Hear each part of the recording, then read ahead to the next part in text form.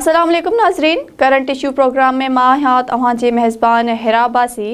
नाज़रीन, सिंध में कणक जे अटे जो अघु 140 रुपयनि ते पहुची चुको आहे, जे सबबि पोरियत तबिको ॿिनि बेलनि जी मानीअ लाइ परेशान थी वियो आहे।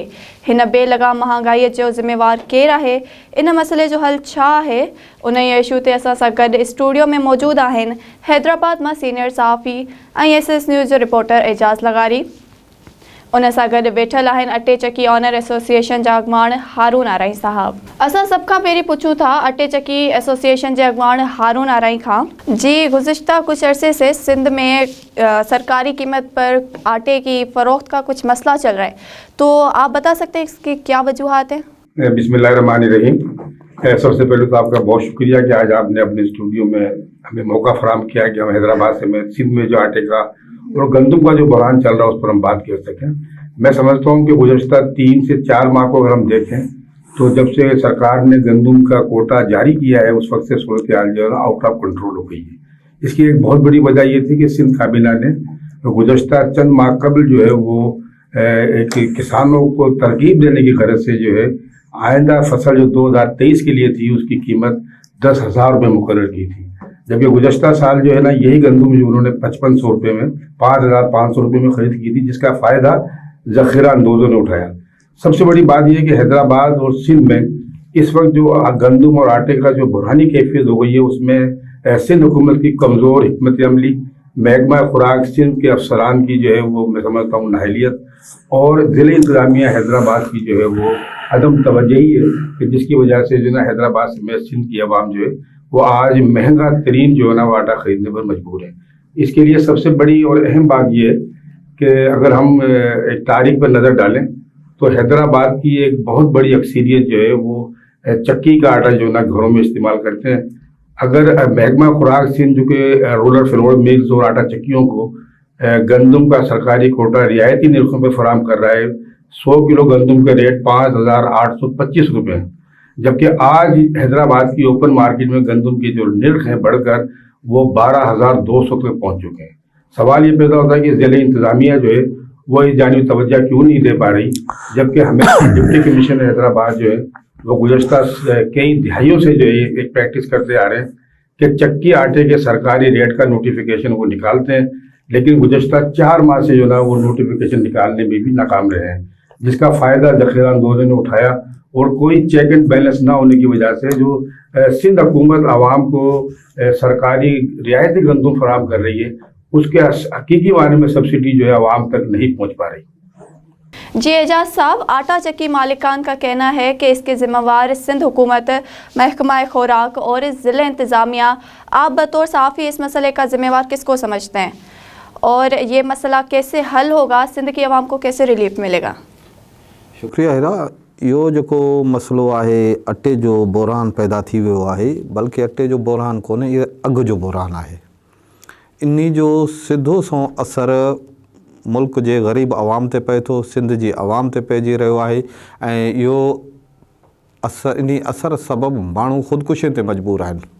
हिकिड़ी शइ हुई जेका पंहिंजो अटो हुयो, जेको माण्हू कुझु बि न मिले त बसर ऐं मानी खाई गुज़ारो कंदा हुया, पर अफ़सोस जो हिन दौरे हुकूमत में माण्हुनि खां इहा सघ बि फुरी वई आहे त माण्हू अटो ऐं बसर सां मानी खाए। बसर 200 रुपया किलो ऐं अटो अॼु जो जेको रेट आयो आहे नओं रेट उहो 150 रुपये ते पहुची वियो आहे। जेकॾहिं इहा सूरत हाल रही त 2-3 महीननि खां पोइ त इहो त 200 ताईं बि हली वेंदो ऐं पब्लिक किथे वञी पुॼंदी। इन जी ज़िम्मेवारी त सिधी सही ॻाल्हि आहे हुकूमत। हुकूमत सां गॾु वरी उहे स्टेक होल्डर बि आहिनि जेके उन सां गॾु कमु कनि था। ऐं त इहो चवंदो अटे चक्की वारा हुजनि, फ्लोर मिल वारा हुजनि या पंहिंजो खुराक खातो हुजे, उहे इन शयुनि जा गॾियल ज़िम्मेवार आहिनि, छो जो इन जी हिकिड़ी चेन आहे जेके गॾिजी कमु कंदा आहिनि ऐं पंहिंजो कारोबार कंदा आहिनि। गवर्नमेंट जो कमु आहे फ्लोर मिलनि ऐं चक्की मालिकनि खे कोटा जे मुताबिक़ कणिक फराहम करणु, ऐं हिन जो कमु आहे त माण्हुनि खे उन सरकारी अघ ते अटो फराहम करणु। शर्जील इराम अहमद साहब हिकु तरफ़ बयानु ॾेई रहियो आहे त अटो सिंध में 65 रुपया किलो विकिरो थी रहियो आहे सॼी सिंध में। बाबा किथे विकिरो पियो थिए? चए असांजे स्टॉलनि ते पियो विकिरो थिए। बाबा इहे स्टॉल वरी कहिड़ा न? स्टॉलनि जे करे त माण्हू धिका था खाइनि। स्टॉल तव्हांजा 1 लॻंदा, 2 लॻंदा, 5 लॻंदा, हिते लखे आवाम आयो न, लखे आवाम खे तव्हां कीअं रिलीफ फराहम कंदो? हीअ त तव्हां ज़ख़ीरा अंदोज़नि खे ऐं कारोबारी तबिके खे ऐं उन मुनाफ़िक़ोर तबिके खे सहूलियत था फराहम कयो ऐं उन्हनि खे पंहिंजो रिलीफ था ॾियो, आवाम खे रिलीफ कोन था ॾियो। ज़रूरत इन ॻाल्हि जी आहे त आम दुकाननि ते अटो 65 रुपया किलो विकिरो थिए, अटो सरकारी अघ ते विकिरो थिए। जॾहिं शर्जील साहिबु चवे थो त असां वटि कणिक जी का बि खोट कोन्हे, जॾहिं खोट कोन्हे त पोइ कणिक जी खोट न हुजण जे बावजूदु तव्हां स्टॉलनि ते छो था विकिरो कयो? तव्हां छो था विकिरो कयो स्टॉलनि ते? तव्हां दुकाननि ते विकिरो कयो न, दुकान तां उहा शइ मिले। जेकॾहिं उहा दुकाननि तां न मिलंदी त यकीनी तौर ते अवाम खे नुक़सानु पइजी रहियो आहे, अवाम मुसीबत में अची रही आहे, अवाम पंहिंजो मानी जे लाइ, मानी ॻभे जे लाइ परेशान थी रही आहे। त इन शइ जा ज़िम्मेवार जेके न गवर्नमेंट ऐं उनजा स्टेक होल्डर जेके उन सां गॾु कमु करे रहिया आहिनि उहे बि आहिनि, छो जो उन्हनि खे बि फ़ाइदो आहे। जेकॾहिं कणिक मिले थी फ्लोर मिलनि खे कोटा जे मुताबिक़, छा उहा फ्लोर मिल उन कणिक कोटा जे मुताबिक़ मिलियल कणिक उहा अवाम में सप्लाई करे थी? छा फ्लोर पंहिंजो चकी मालिक उहो जेका कणिक उनखे मिले थी उहा पब्लिक में फराहम करे थी? उनजो अटो पब्लिक खे मिले थो? या उहा कणिक वरी किथे ब्लैक ते विकिरो कई पई वञे, मुल्क खां ॿाहिरि पई विकिरो कई वञे, या ज़ख़ीरो करे हथरादू ज़ख़ीरो करे ऐं पंहिंजा हथरादू महांगाई पई कई वञे?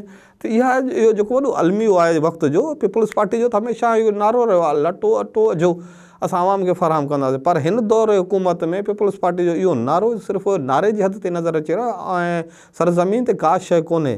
त ज़रूरत इन ॻाल्हि जी आहे त सिंध हुकूमत ऐं पीपल्स पार्टी, आउं त इहो चवंदुसि बिलावल भुट्टो ज़रदारी इन शइ जो नोटिस वठे, आसिफ़ अली ज़रदारी इन शइ जो नोटिस वठे। ताज़ी सर्वे में आयो आहे त सभ खां वधीक महांगो अटो पाकिस्तान में कराची ऐं सिंध में विकिरो थियो आहे।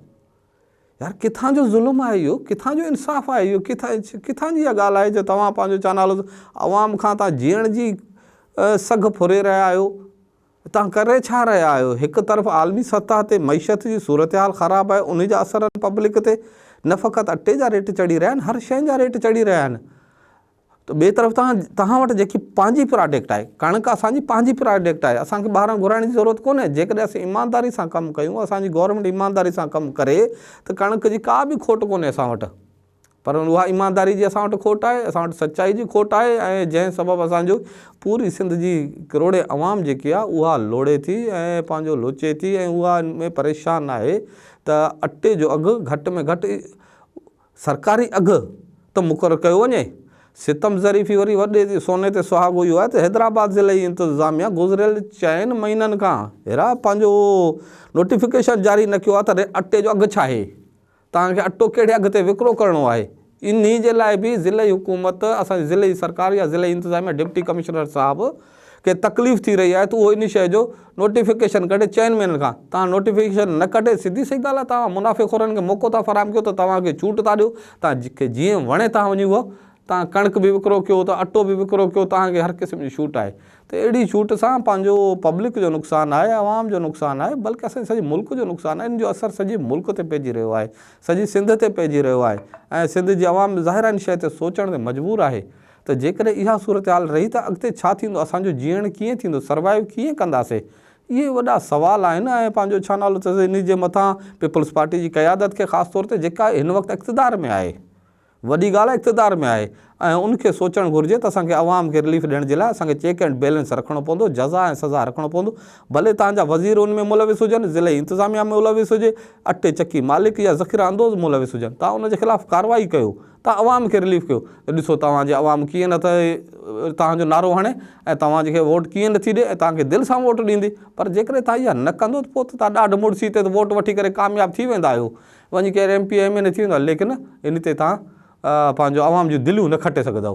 त अहिड़ी सूरत हाल खां पोइ बहितरु आहे त सिंध गवर्नमेंट खे सोचणु घुरिजे ऐं उहा इन ते अचे ऐं पब्लिक खे रिलीफ फराहम करे मुक़ररु सरकारी अघु जेको पंहिंजो ई मुक़ररु अथनि 65 रुपया किलो उन ते अटे जी फराहमी खे यकीनी घटि में घटि अटो त यकीनी फराहमी खे अटे जी फराहमी खे यकीनी बणाए त जीअं आवाम खे रिलीफ मिली सघे।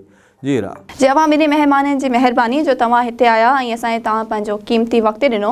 जी नाज़रीन, तव्हां अटे जे अघु बाबति सूरत हाल ते ॻाल्हि ॿोल ॿुधी। ज़रूरत उन ॻाल्हि जी आहे त सिंध हुकूमत अटे जे इज़ाफ़ी अघ ते ज़ाब्तो आणे ऐं अवाम खे सरकारी अघु 65 रुपया फ़ी किलो विकिरे ते अमल दरामद कराए। तव्हां प्रोग्राम ॾिठो, न प्रोग्राम बाबति पंहिंजी राय खां असांखे ज़रूरु आगाह कंदा। ॾींदा पंहिंजी मेज़बान हिरा अब्बासी खे इजाज़त ऐं असांजे चैनल खे लाइक ऐं सब्सक्राइब करणु न विसारींदा। ॾिसंदा रहंदा SS न्यूज़।